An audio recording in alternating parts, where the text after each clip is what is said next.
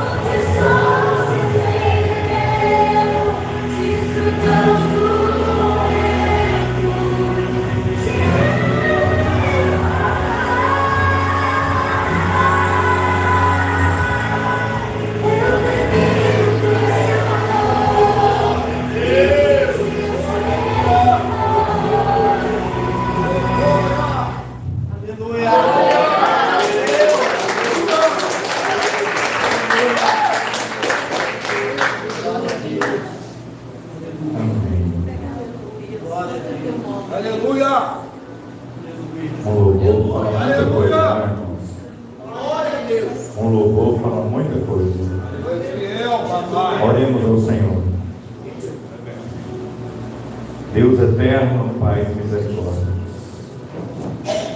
Esse louvor diz: tão lindo é os momentos que a gente tem com o Senhor, mas lindo ainda será quando ficarmos em definitivos com o Senhor, na tua morada, na cidade santa, quando o Senhor se reerguer com nós, levar os que morreram em Cristo e a igreja que foi arrebatada para morar para sempre com o Senhor, porque esse é o teu projeto e não vai ser alterado nem por ninguém, nem por potestades, nada, porque eles são um decreto do Senhor, e agindo o Senhor, quem impedirá? Guarda, meu Pai, diante de Ti, as nossas almas, o nosso espírito, que nós possamos, Deus, estar com o Senhor conosco. Não retire também de nós o Teu Espírito, porque sem Ti nada podemos fazer. Fica conosco nesta noite, em nome do Pai, do Filho, do Espírito Santo. A igreja diga amém. Dá uma salva de palmas para Jesus.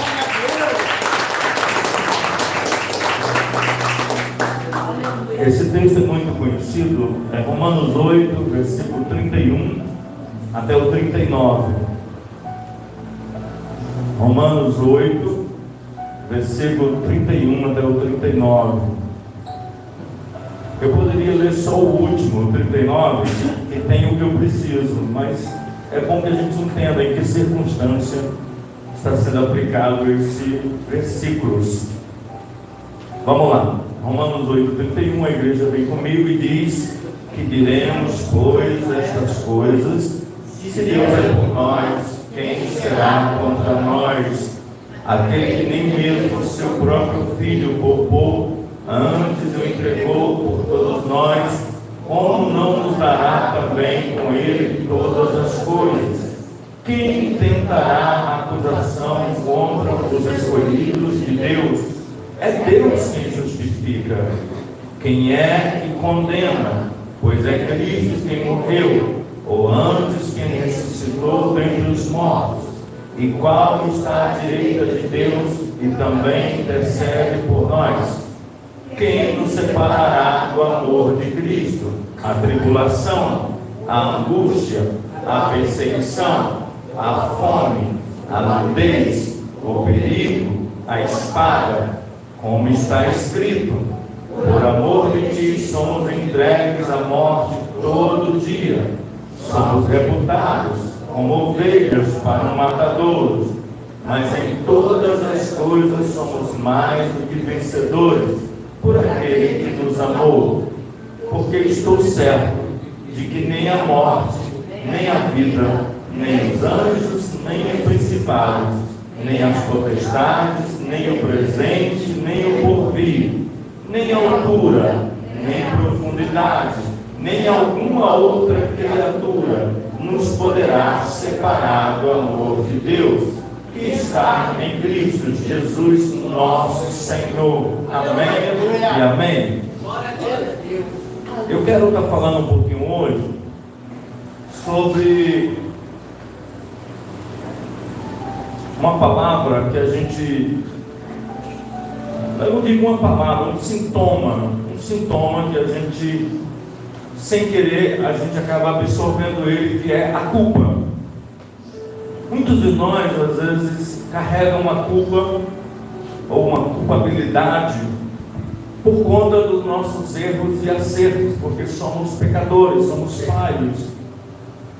E até aí, não é ruim você se sentir culpado de uma coisa que você fez, porque aí entra o remorso, o arrependimento, o convencimento do Espírito Santo. O que não é correto é você carregar essa culpa para sempre dentro de você. Eu quero falar um pouco da bondade, da misericórdia de Deus para conosco, porque a gente tem uma teologia de dois extremos. O que é os dois extremos? Você pode fazer tudo, se arrepende, depois pede perdão e está tudo certo. Não é essa a versão de Deus.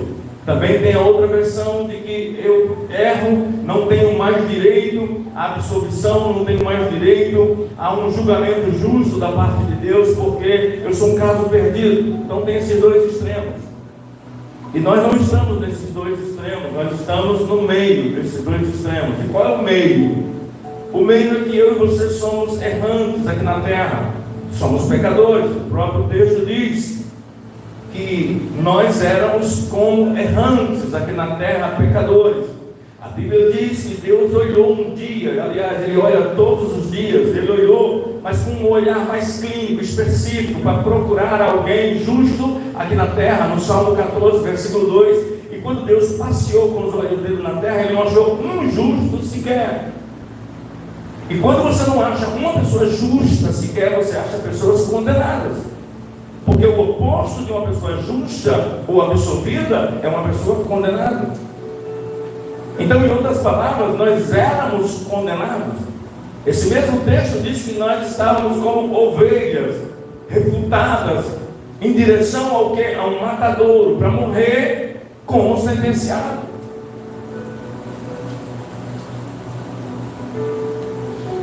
Nós temos no nosso dia a dia diversos tipos de debates, de embates e confrontos que às vezes nos levam a errar. Às vezes nos levam a errar. Por exemplo, hoje aconteceu uma coisa comigo muito engraçada. Eu estava vindo ali na rua do Banco do Brasil, vindo para cá, e vocês acreditam se quiser, mas uma moto veio na contramão e ia me pegar no meio. E quando ele foi me pegar no meio, para você ter uma ideia, ele freou assim, a coisa de 2 palmos em cima de mim, ele e uma mulher. Eu olhei para ele e falei: irmão, você está na contramão. Aí ele falou assim: na contramão, eu estou na contramão, vou continuar. E continuou. Passou tanta coisa na minha cabeça. Porque você está certo, e aí você quer imputar uma culpa em quem está errado. Só que aí quando você lembra de Deus, você diz assim: quem é você para ser juiz diante de alguém, mesmo que esteja errado? Por isso que essa mensagem de hoje me inspirou devido a esse acontecimento. Mas eu não quero falar dos outros, eu quero falar de nós. Eu quero dizer uma coisa bem clara para você hoje: você tem que administrar toda a imputação de culpa contra você. Não vai faltar quem te acuse, porque o acusador, irmãos, ele recruta a pessoa todos os dias e ele sempre acha quem te acuse. Acuse de pequeno defeito, acuse até do que você não fez, acuse do que você provavelmente ainda vai fazer, acuse de coisas que você deixou de fazer ou que você não se importou, mas que não respeita o seu espaço, o seu sentimento, o seu momento que você está vivendo. Aí sempre joga em cima de você o quê? Uma culpa, e junto com essa culpa joga o quê? Uma sentença. E a gente tem mania de ouvir falar dessa sentença que foi promulgada pela boca de pessoas e a gente se considera sentenciado. Quando na verdade, quem tem que nos dizer se somos culpados ou não é Deus. Não, você não entendeu. Eu estou dizendo que quem tem que dizer quem é você culpado ou não é Deus. Eu estou falando que é Deus. É Deus, igreja. E se é Deus, por que a gente aceita a sentença e a culpa das pessoas? Não queira mais provar para ninguém a sua inocência. A sua consciência com Deus basta. Basta. Jesus não conseguiu provar que ele era filho de Deus. Sempre insistiram que ele era filho do carpinteiro, de José. Nunca aceitaram ele como filho do Altíssimo. Diziam que ele era filho de Beelzebul. Ele tentou com a sua consciência dizer: não, eu não carrego essa culpa, esse rótulo não é meu, esse nome não é meu. Mas a sociedade falou, mas ele não era. E ele vivia muito bem com ele mesmo, sabe por quê? Porque quando você sabe quem você é, você não se importa com o que os outros dizem. Quando você sabe o que Deus pensa acerca de você, você não se importa com o que os outros dizem acerca de você. A grande verdade, irmão, a grande verdade é que nós, eu vou me incluir para não dizer que eu estou fazendo isso de forma persuasiva. A grande verdade é que nós não perdoamos ninguém. A gente só deixa hibernando, stand-by aquele perdão, mas a gente realmente assim não apaga. Não apaga.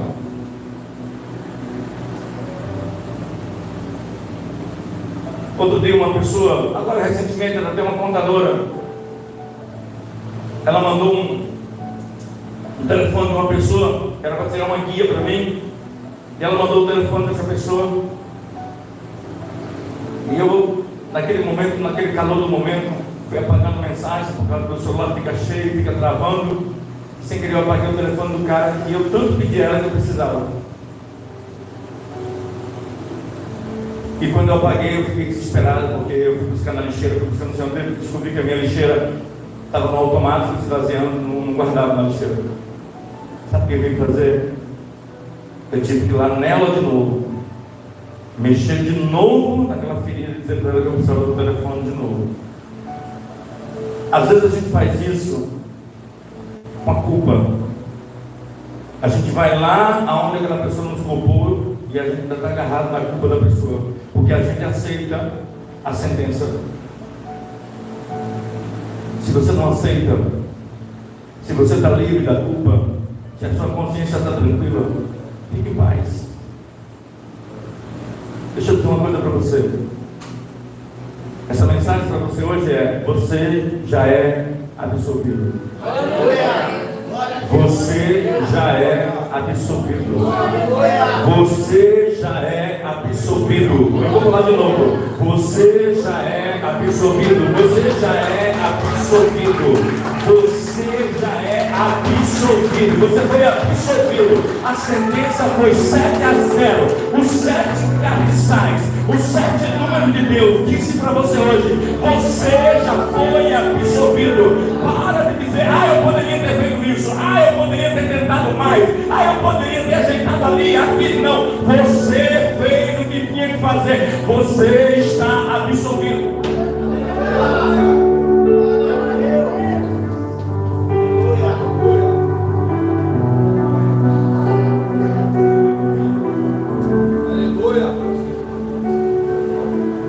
Vamos olhar para frente. Vamos olhar para frente. Vamos olhar para frente. Eu te falar uma coisa para você. Enquanto a gente ficar carregando a culpa dos outros, ou se preocupando com a culpa dos outros, sabe o que a gente vai acontecer? Olha, Mel, essa aqui é para você, tá? Diante daquele gabinete que a gente estava conversando esses dias. Olha para você, não olha para os outros. E se você está incomodando os outros, significa que você é uma árvore que dá fruto. E só atiram pedra em quem tem frutos. Se você fosse uma figueira, ninguém olhava para você. Mas como você é uma videira, é por isso que você incomoda muita gente. É verdade. É, Senhor. Eu não sou fanático, eu só tenho um ídolo na vida, Jesus Cristo. Eu só tenho um ídolo. Aliás, eu tenho 3. Jesus, Filho, o Pai e o Espírito Santo. Eu tenho esses 3 ídolos, mais nenhum. Eu tenho pessoas que me inspiram. Por exemplo, o Ayrton Senna era uma pessoa que me inspirava muito. E eu estudei muito a vida de Ayrton Senna. E quando Ayrton Senna estava em Interlagos, concorrendo a uma vaga para ir para a Fórmula 3, depois Fórmula 2, depois Fórmula 1. Quando ele estava indo para fazer um teste de kart, estava tudo certo, ele estava com o melhor tempo da vida dele. Ele estava com o melhor tempo da vida dele no kart. Ele ia sair primeiro, ele fez a pole position no kart. É um carrinho pequeno. Mas quando chegou no dia do campeonato, choveu, mano. E naquele dia, naquela competição, sabe que lugar aí que o Senna chegou? Em último lugar. Ele saiu primeiro, mas chegou em último lugar. E ele foi para casa com uma culpa. Ele foi para casa revoltado com ele mesmo. Poxa, fiz o melhor tempo. Poxa, meu carro estava bem ajustado, meu carro estava isso. E ele carregou essa culpa. Até que os engenheiros chamaram ele, olhou para ele e disse assim: deixa eu falar uma coisa para você. Você é bom, você é muito bom, mas você tem um problema. Você não se especializou na chuva. Você não é bom de chuva. Quando o engenheiro falou isso para ele, ele arrancou a culpa dele, não carregou mais aquela culpa. E aí no dia seguinte, diz a história do best-seller dele, que ele, daquele dia por dia, no dia seguinte, pegou o cárter, ficou olhando a previsão de chuva, e toda vez que chovia em Interlagos, ele só ia para o Interlagos no dia de chuva, para treinar só na chuva. E ele ficou craque. na chuva. E ele percebeu que chuva tinha macete, aquaplanagem, deslizagem, derrapagem. Era mais melindroso para guiar. E ele começou a se especializar. O carro batia e voava. Então ele começou a pegar os macetes de chuva. Até que ele começou a progredir, saiu do carro de Fórmula 3, Fórmula 2 e Fórmula 1. E quando chegou na Fórmula 1 e na Lotus, precisamente em Mônaco, que é a cereja do bolo de todo piloto de Fórmula 1 ganhar no Principado de Mônaco, ele numa Lotus, desculpa a expressão, fuleira, toda esculhambada, não tinha chance nenhuma de ganhar nos outros carros da ponta, como McLaren, Williams e outros. Ele estava com o pior carro da equipe, do time todo, ele estava com o pior carro. Mas naquele dia em Mônaco aconteceu uma coisa inesperada, choveu. E aí Ayrton Senna não tinha mais a culpa da chuva, porque ele estava especializado em chuva. E se vocês quiserem pesquisar no Google, vocês vão lá. Ele se tornou o príncipe, o rei de Mônaco. Ele agradecia a Deus quando chovia, porque não tinha para ninguém. Ninguém era tão treinado na chuva como ele. Mas ele tinha outras opções. Ele podia ter carregado a culpa de que era ruim de chuva, que não dava certo, que a vida dele era um marasmo, que não ia conseguir. Não, ele arrancou a culpa dele e disse: não, eu tenho uma versão melhor, eu posso ser melhor. Esse problema que me impede de ser melhor, eu vou arrancar de mim, mas eu vou fazer da minha melhor forma. Mas eu sei que com Deus eu consigo. Eu preciso só lutar mais, insistir mais, eu preciso perseverar mais. E ele fez isso. Irmãos, assim é na minha vida, na tua vida. Se você ficar parado, olhando para a culpa, conversando com a culpa, você não prossegue, porque a culpa te para, as pessoas te param, as pessoas te param.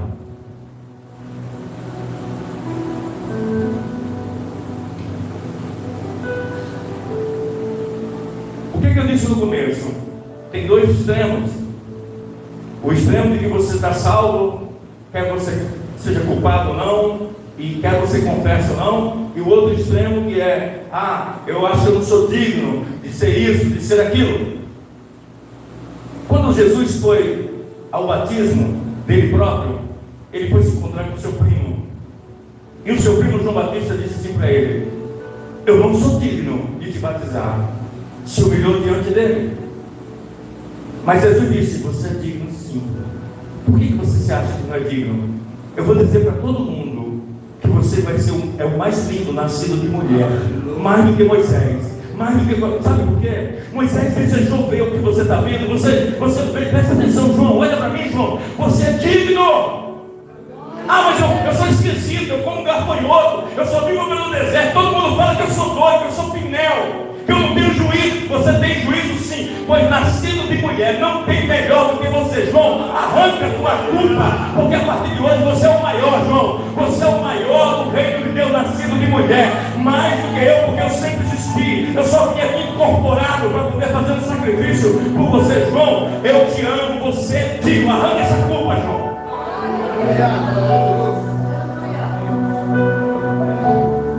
Quando Jesus começou a chamar os discípulos, no começo do seu ministério, ele começa com Simão, depois ele começa com Pedro. Ele já muda o nome de Pedro, chama de Pedro, que era Barjonas, chama de Pedro. Filipe, depois chama André. Aí depois vem um personagem chamado Natanael.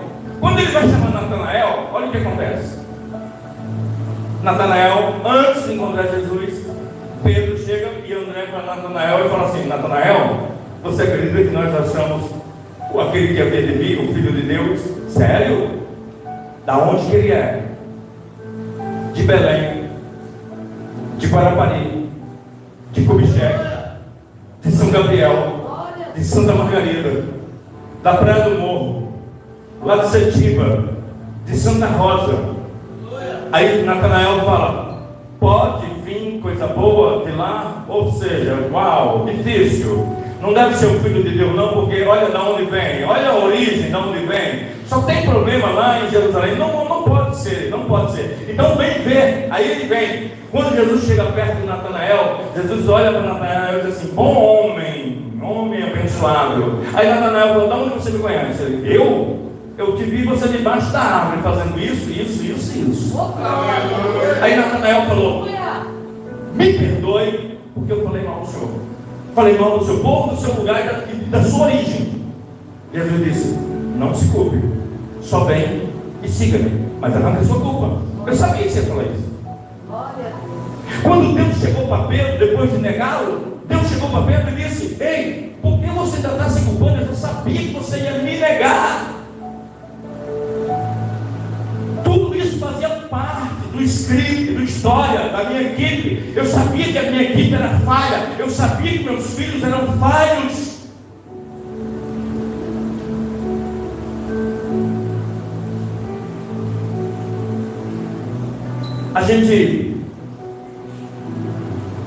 Eu digo que nós pais, a gente só sabe mesmo assim o que é ser pai e ser mãe quando a gente é. Mas a gente passa a vida inteira ouvindo a mãe e o pai dizer: quando você for pai, você for mãe, você vai ver, você vai ver. Mas é uma coisa que não dá para você medir nem descrever não, porque só sendo, só quando você é. E eu vou te falar uma coisa, irmão. A gente sendo mal, a gente sabe perdoar os nossos filhos. Quantos de nós já viram pais e mães não corrigindo um filho e um filho dando escândalo no meio da rua, e a gente vai e imputa uma culpa, uma sentença, dizendo: olha, a culpa é do pai. Olha, o pai e a mãe não fez isso. Às vezes o pai e a mãe estão tão cansados de lidar com aquela labuta daquela criança, daquele espírito que está ali, que quase ele se entrega, já não aguenta mais. E ele está pior ainda, o pai e a mãe, porque as outras pessoas ainda ficam dizendo: olha, a culpa é do pai, a culpa é da mãe, a culpa é do pai, a culpa é da mãe. Mas o pai e a mãe, certo ou errado, do modelo certo, numa versão boa, numa versão ruim, o pai e a mãe sempre quer o melhor do filho. Mesmo que ele tenha errado, mas ele errou tentando dar o melhor para o filho. Nunca errou querendo o pior do filho, sempre queria o melhor para o filho. E às vezes por querer o melhor do filho, a gente acaba estragando o filho, mas aí a gente leva uma culpa que a gente não tem, que não é nossa. Mas sabe o que eu acho legal? Para a gente terminar, Mateus, faz favor. Geralmente é assim, no dia a dia da nossa casa. Olha aqui, Mateus, você me honra como pai, você é meu filho, faz favor de chegar cedo na igreja. Seu irresponsável, seu moleque, vaza daqui. Aí passa uns 10 minutos, um dia, 24 horas. Mateus, só um minutinho.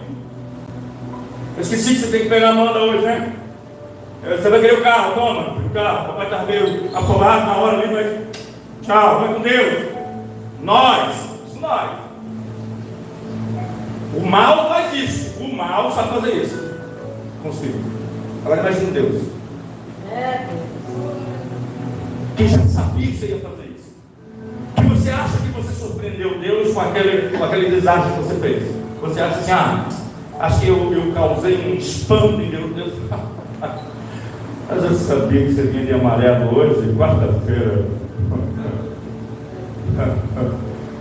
Mas eu sabia que você vinha cansado do jeito que você estava. Imagine, Dionísio, você na frente da vitrine, colocando um papel, um monte de moço do lado, a Mel ali do lado, você colocando um papel, tirando um negócio, botando na frente, por volta de 5 e pouco da tarde. Era você? Era. Eu estava lá. Mas sabe quem estava lá? Deus estava lá naquela hora, estava antes daquela hora, estava depois daquela hora, está agora com você. Deus está em toda hora. O que Deus está dizendo para mim e para você é o seguinte: arranque essa culpa, segue seu caminho. Se eu te perdoei, não se importe com os outros. Você sempre vai ter gente tomando conta da sua vida. Por quê? Porque elas não tomam conta da vida dela, elas só vivem da vida dos outros. Elas se alimentam das atitudes das outras pessoas.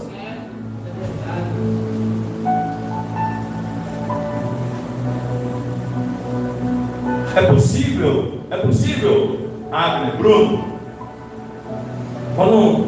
quando vocês viajarem, é possível que alguém chegue aqui: ué, o que aconteceu com o menino? Aí vai especular: vocês brigaram? Houve alguma coisa? Está tranquilo, sem culpa, está tudo de boa, não tem nada errado. Mas por quê? Mas por que você quer saber? Porque quem emitiu uma opinião, quem emitiu um julgamento, porque está cuidando da minha vida, da vida dele, da vida sua, da vida da pessoa.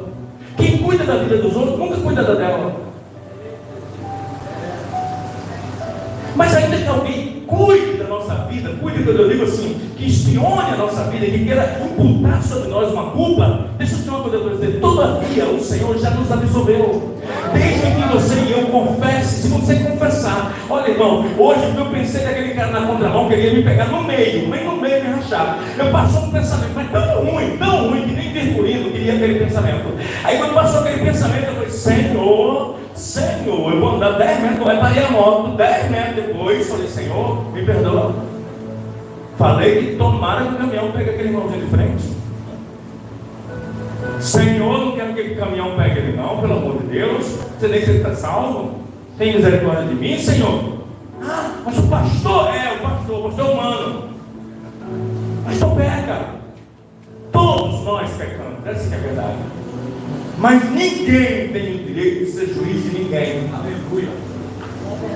Porque somos réus, tanto quanto outras pessoas. E cada um com a sua sentença. Mas o juiz é um só. O juiz é um só. E eu termino, como eu queria mesmo, 8h30.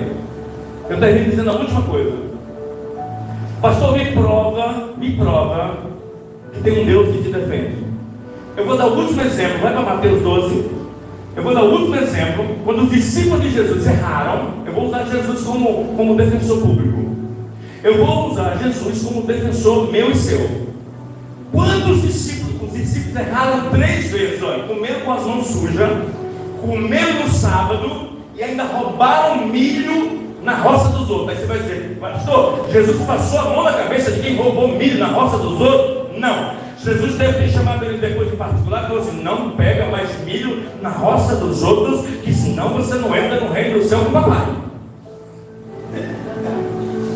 E no final ele explica, vamos lá. Naquele tempo, passou Jesus pelas searas, e um sábado, os seus discípulos, tendo fome, começaram a comer espigas e a comer. E os fariseus, quem? Os acusadores. Você tem um fariseu na sua vida sempre? Sempre tem um fariseu que te aponta. Vendo isso, disse-lhe: eis que os seus discípulos fazem o que não é lícito fazer no sábado. O quê? Ele, porém, lhe disse: não, Jesus falando agora, Jesus defendendo, olha a defesa de Jesus. Meu Deus, que advocacia, que escritório jurídico. Ele, porém, lhe disse: não tendes lido o que fez Davi quando teve fome? Ele, os que com ele estavam, como entrou na casa de Deus, comeu os pães da preposição, ou seja, da Santa Ceia, que não lhe era lícito comer, nem aos que com ele estavam, mas só aos sacerdotes.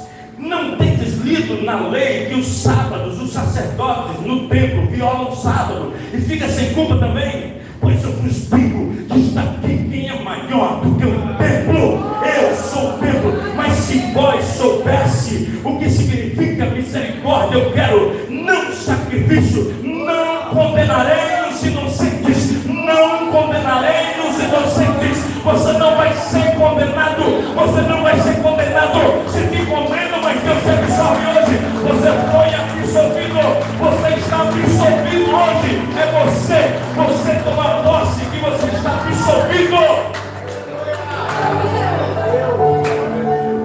Fica de pé, igreja, em nome de Jesus.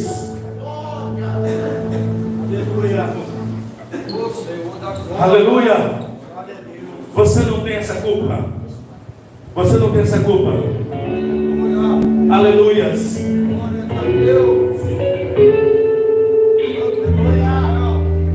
É mais ou menos assim, ó. Volta lá para mim, por favor. Volta lá um pouquinho. É por isso que eu falo, playback, se não tiver retorno, não adianta. Aí você deixa quem está aqui nos treinos.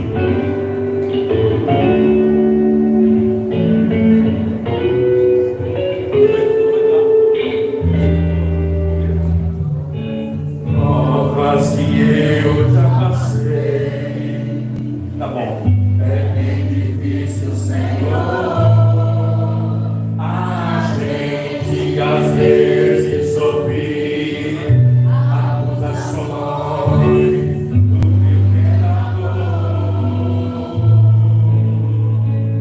Lembrança de um passado e querem me fazer mal. Oh, meu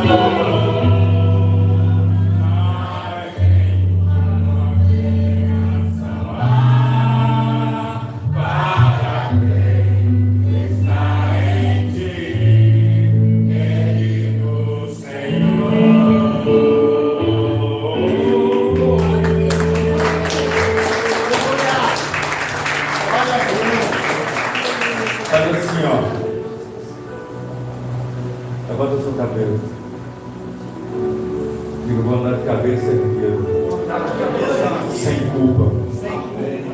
Diga, quem me condenar, problema dele, mas o juiz já me absolveu. Pode fazer o que quiser, mas o meu Deus já me absolveu. Aleluia. Oremos ao Senhor. Pai, essa palavra é para os que se sentem condenados, é os que se sentem, meu Deus, com a culpa, com uma sentença que ainda vai se cumprir, achando que algo vai ser imputado. Se Deus te absolveu, quem pode te atingir?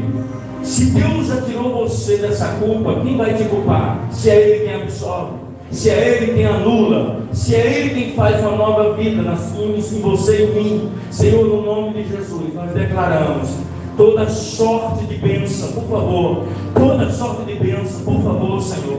Senhor, por favor, que derrama uma atmosfera, que a gente não economize, meu Deus, em nada, que seja uma glória. Eu queria ver barulho de anjo, eu queria ver barulho das águas, eu não queria silêncio. Eu me recuso a ficar em silêncio, porque o Senhor disse: se calar, as pedras clamam. Então eu quero barulho, eu quero barulho, eu quero barulho de Deus, o barulho do povo, o barulho da igreja, o barulho dos que clamam. Cadê o barulho?